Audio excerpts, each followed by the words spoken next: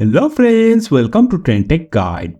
Today I will show you how to use night light on Windows. So let's start.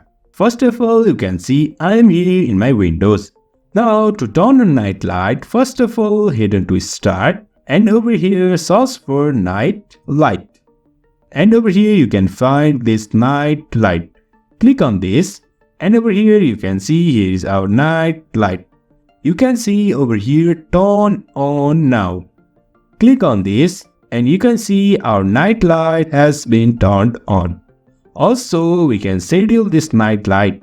Over here you can see schedule night light.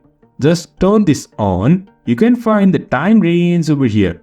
Over on top you will find this turn on. This is the time on which the night light will be turned on. And this one is turned off. That means on this time night light will be off.